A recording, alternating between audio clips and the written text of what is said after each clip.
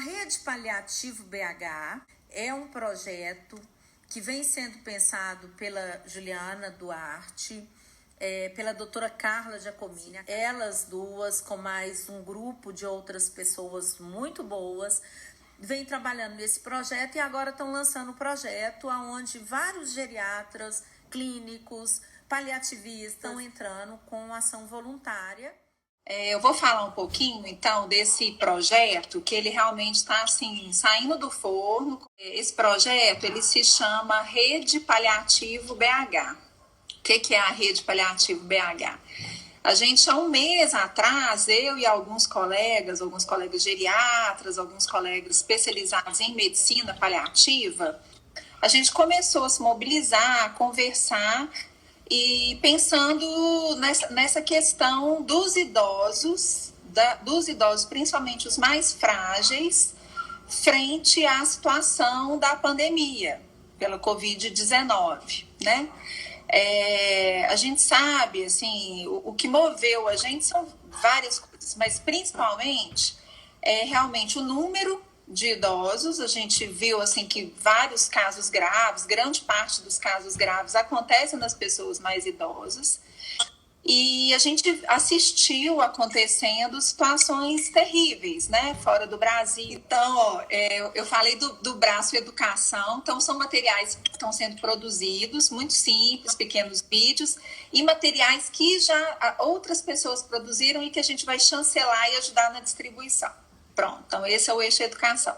O eixo teleconsultoria é um número de telefone e um e-mail que já existe, que é o redepaliativobh@gmail.com, tá?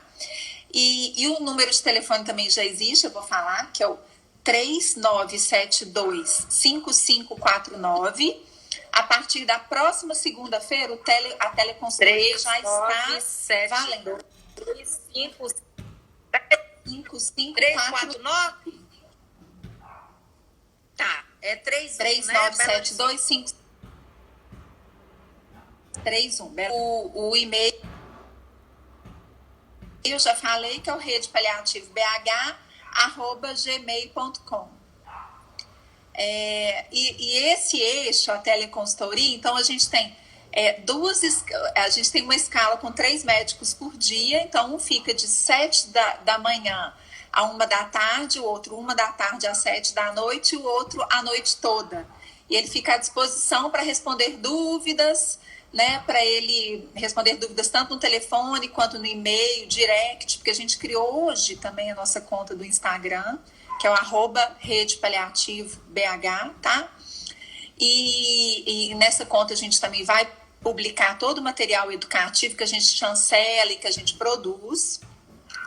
E então, se a ideia é que essa teleconsultoria funcione todos os dias da semana e que possa auxiliar nas tomadas de decisões. O que a gente não quer que aconteça é tomada de decisão com base em critério etário. Isso é extremamente, né, errado. A gente sabe que a velhice é heterogênea e que as pessoas elas têm a capacidade de se recuperar ou não das doenças de acordo com a saúde, a fragilidade de cada um, tá? O terceiro eixo, que é um eixo muito importante, é um eixo que chama ILPI, que é um eixo exclusivo para as instituições de longa permanência. Então, a gente fez um diagnóstico situacional grande de todas as ILPIs de Belo Horizonte e a gente levantou as ILPIs que têm mais dificuldade de recursos, que não têm assistência de saúde, né, que tem uma precariedade maior. Essas ILPIs, muitas vezes, são ILPIs particulares, não são ILPIs públicas ou filantrópicas, que as públicas e as filantrópicas, muitas vezes, elas têm, inclusive, muito recurso humano, né?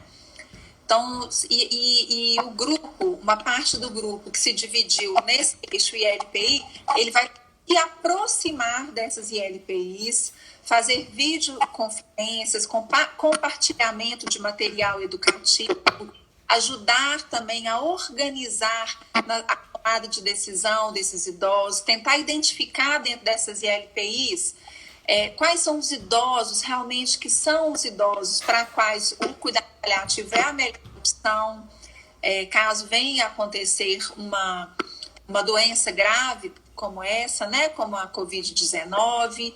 Esse braço também, ele faz uma articulação pública grande e a gente vem calculando leitos de retaguarda nos hospitais para que os idosos que morem nas ILPIs, que são os asilos, sejam transferidos para hospitais com o perfil de um hospital mais de retaguarda, assim que começarem os sintomas, né?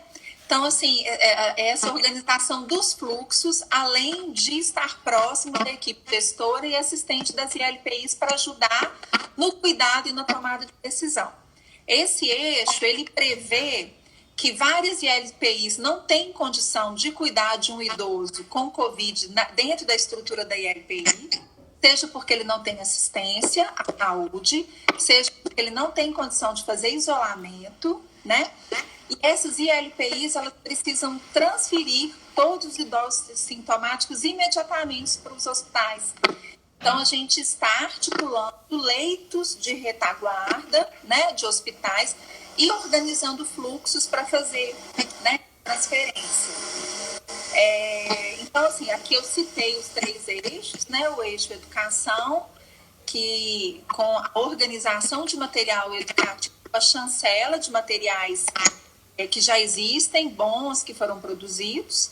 O eixo teleconsultoria, que eu vi até que o Pedro entrou aí, ó, o Pedro Gibson. Tadinho, já entrou e saiu 2 vezes antes. Mas... Pois tem que insistir, gente. O Pedro é um dos coordenadores aí do eixo teleconsultoria, né, junto com a Dani Charmison, com a Ana Rugani, estão coordenando esse eixo, né?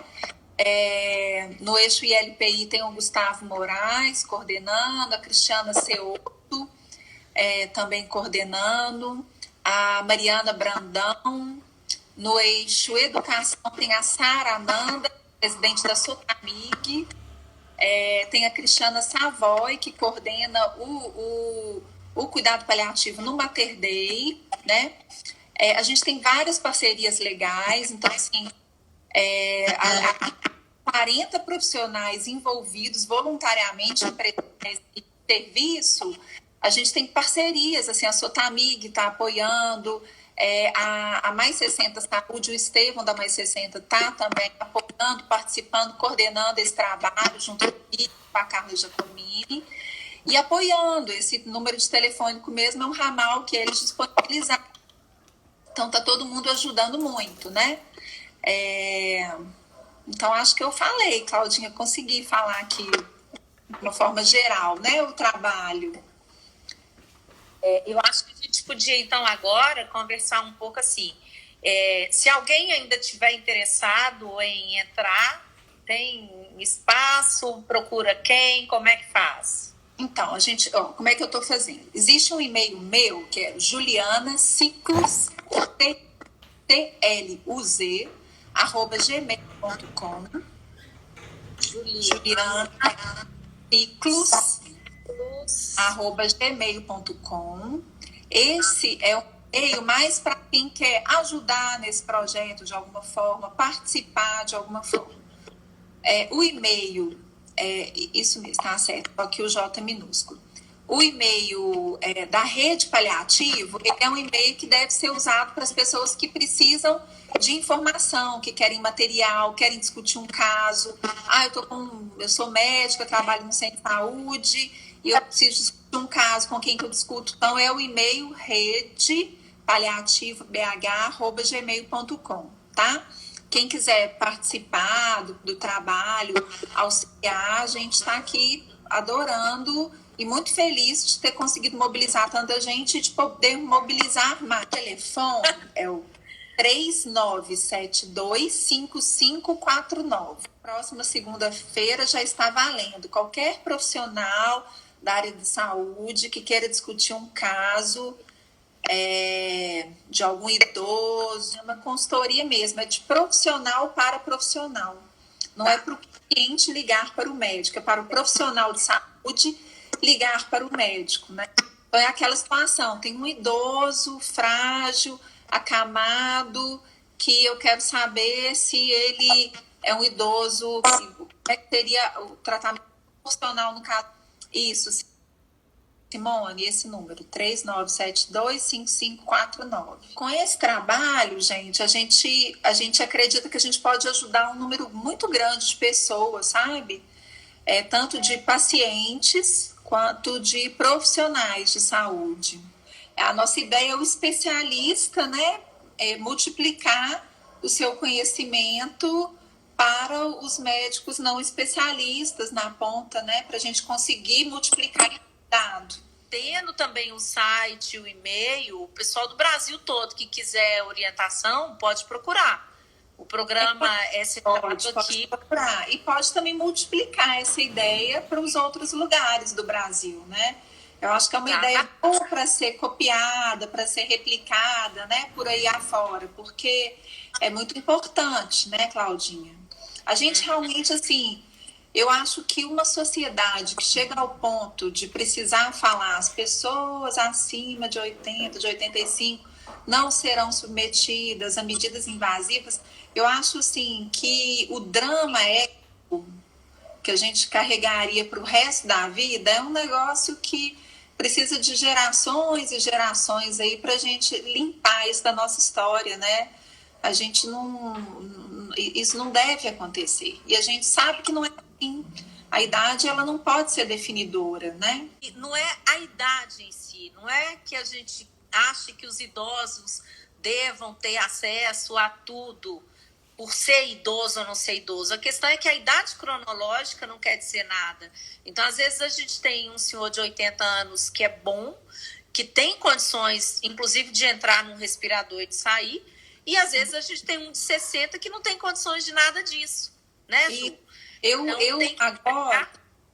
Eu recentemente, até no início da pandemia, eu acompanhei um caso de uma senhora de 84 anos, no interior de Minas, foi o primeiro caso de Covid confirmado, né? Ela tem comorbidades, mas extremamente robusta, independente, fazendo tudo sozinha. Mãe de uma amiga minha, essa minha amiga me ligou, eu ajudei, né? Esclarecendo, ajudei a conduzir o caso. E ela ficou grave, ela teve vidro fosco nos 2 pulmões, ela teve dispneia importante, ela desaturou, e ela recuperou. Ela tá bem, ela tá ótima, sabe? Então, assim, o que não dá, gente, é para ver, igual hoje eu vi uma reportagem falando de uma situação em Manaus, assim, que o SAMU tá precisando, tá? As equipes de SAMU estão prestando muito atendimento, porque como as pessoas não estão conseguindo ser levadas para os hospitais, não tem vaga, então o SAMU está sendo muito utilizado. E assim, uma senhora de 75 anos que estava sintomática respiratória, procurou atendimento, não tinha vaga, no dia seguinte faleceu dentro de casa, sem assistência. Né? Eu acho que isso é um drama muito grande. Eu fico imaginando um profissional de saúde viver isso na sua vida. Isso é muito triste, né? Eu acho que isso é tristíssimo. Então, isso é das coisas que nos moveu. A gente fala, gente, vamos nos organizar para a gente disseminar esse conhecimento, para a gente ensinar as pessoas a verem o que é proporcionalidade terapêutica, qual que é o tratamento que é proporcional, que é do tamanho daquela pessoa, né? Levando em consideração a situação dela de fragilidade, a independência, as doenças que ela tem. Né? Porque a Covid realmente, ela é uma doença grave. Ela é uma doença grave, né? Assim, que em vários... um percentual grande de pessoas se complicam e fazem quadros graves, né? Mas tem muito idoso aí que dá conta disso e que vai superar e vai ficar bem, vai voltar para casa e vai viver, gente. Não dá para, né, a gente achar assim, a sociedade, mais uma vez, né, ser preconceituosa com os idosos e falar, deixa que eles morram. Não é isso que não pode acontecer. E lembrar também essa história, né, de que não é o deixe que eles morram, é mesmo que haja a opção por não intervir de uma forma mais invasiva, mas esse paciente ele tem que morrer de uma forma digna, com suporte, tranquilo, né, com um apoio emocional e clínico, né, com menos sofrimento. E essa é a ideia também, é de dar o suporte para que essas pessoas morram com dignidade, com menos sofrimento, né, que não sejam abandonadas e encontradas como civil, né? Se isso aconteceu na Europa, se isso aconteceu nos Estados Unidos, de aparecerem 30 idosos mortos numa ILPI, por que aqui no Brasil não vai acontecer, né? Então o risco é muito alto, né, Ju? Daí que é essa preocupação também. O risco é muito alto. E assim, a gente vê o problema do tamanho do tratamento quando ele é para menos, que é o que a gente está vendo acontecer, né? Quando a pessoa não tem o tratamento que ela deveria receber, é terrível. A Carla Giacomini, gente! Quanta honra! Uma das coordenadoras do projeto, chegando. Sim. E então, assim, quando o tratamento não é oferecido para aquela pessoa que precisa receber, é terrível. E a outra coisa terrível é os hospitais receberem aquele idoso acamado, que não tem nenhum... que a gente sabe que não vai melhorar. E, assim, aqueles últimos momentos de vida dele com dignidade foram completamente furtados dele na hora que ele foi entubado, né? Às vezes numa UPA ou no pronto-socorro. Isso também não pode acontecer. Então, assim, o tratamento, se ele é maior que a pessoa, ele é um remédio muito ruim, ele vira um veneno, né? Menor do que a pessoa. Ou não é digno, né? A gente precisa realmente que o tamanho seja proporcional, seja adequado. É isso que a gente quer. A gente quer ofertar o cuidado adequado para as pessoas de acordo com a condição delas. Eu queria dar os parabéns, que nós estamos todo mundo aqui encantado com o projeto seus. Tomara que seja um exemplo para o resto do Brasil seguir e tomara que a gente consiga um resultado muito bom dele em termos de dar uma proteção para esses idosos todos aí vulneráveis. Amanhã a gente vai participar da comissão externa da Covid da Câmara Federal e aí a gente vai apresentar a Frente Nacional de Fortalecimento das ILPIs, porque foi todo o movimento que a gente coordenou com pessoas do Brasil inteiro, com mais de 100 pessoas, entre especialistas, geriatras, gestores, fiscais sanitários, pessoas assim das mais variadas formações e implicações, em que a gente tenta orientar as equipes das instituições de longa permanência para evitar o contágio, para saber cuidar, se acontecer, fazer o isolamento e também pensar em termos do cuidado paliativo. Porque a gente acha que essa é uma das grandes lacunas que a gente tem, que é a falta do acesso ao cuidado paliativo para uma população que a gente sabe que é muito frágil e que vai competir em condição de absoluta desigualdade, né? Seja porque não está em condições mesmo de se recuperar depois disso, ou ela vai seguir os mesmos fluxos como se fosse, né, assim, ignorando a condição de pessoalidade, de funcionalidade, de biografia daquelas pessoas. A gente estava comentando aqui, né, a questão da proporcionalidade, do tanto que esse projeto Frente BH de paliativo agora é importante, no sentido da gente dar o suporte para a LPI e impedir que idosos morram sem suporte, né?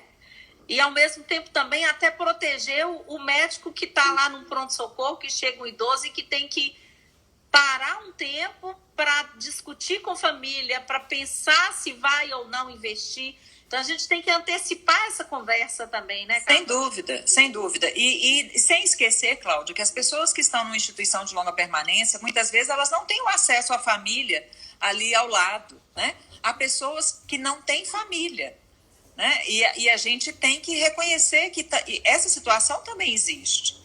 E a gente transferir para a família sozinha ou para o plantonista sozinho decisões que já poderiam estar sendo antecipadas, né, de uma forma absolutamente humanitária, cuidadosa, delicada, né, embasada cientificamente, embasada humanitariamente, acho que seria muito melhor. Acho que essa que é a nossa busca.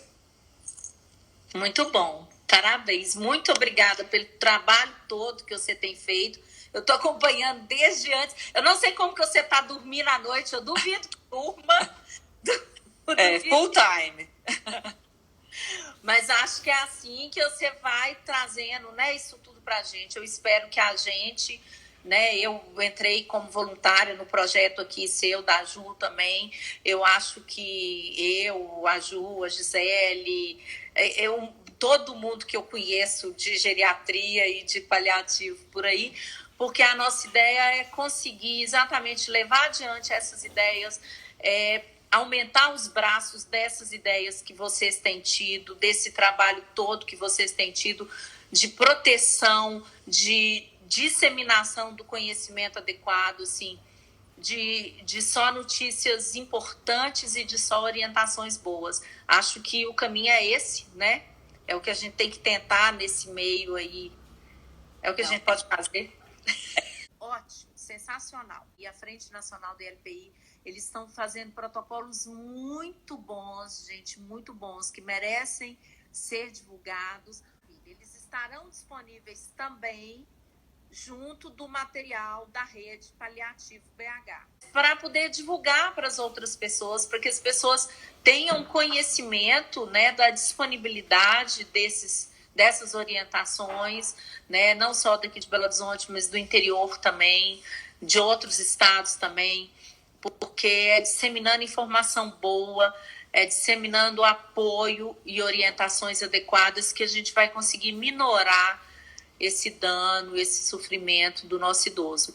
E divulguei também para o pessoal que, porventura, possa contribuir de alguma forma, né?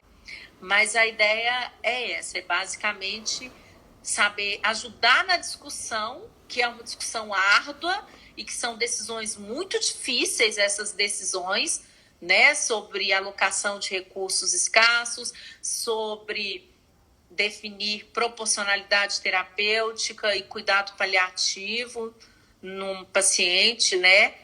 E aí a gente, junto, discutindo, isso pode ficar menos sofrido para todos nós. Eu queria agradecer a todos vocês que passaram por aqui, agradecer a Carla, agradecer a Ju, que não voltou mais, acho que ela achou que finalmente o recado já estava dado. Lembrando que o cuidado paliativo é uma coisa que começa antes já, não é uma coisa que é uma decisão de vai morrer e agora, tá com insuficiência é agora, né? É uma coisa que é antecipada e isso é muito importante, a gente avaliar o quadro geral, funcional, emocional, inclusive, polimorbidades, todo o suporte familiar, toda a questão da sarcopenia, da fragilidade, tudo que o idoso é em si, porque é isso quem vai definir o que é o adequado para ele. Mas desde antes dele chegar num quadro de insuficiência respiratória, a gente tem que estar com isso conversado, com isso orientado, decidido, e ele tem que estar sempre, em qualquer momento, paliado. O que quer dizer, dado o suporte para que sofra pouco, para que fique confortável e bem até os últimos momentos. E é que nem nós ficamos confortáveis e bem até os últimos momentos, e acho que agora já deu, né? Boa noite, muito obrigada a todos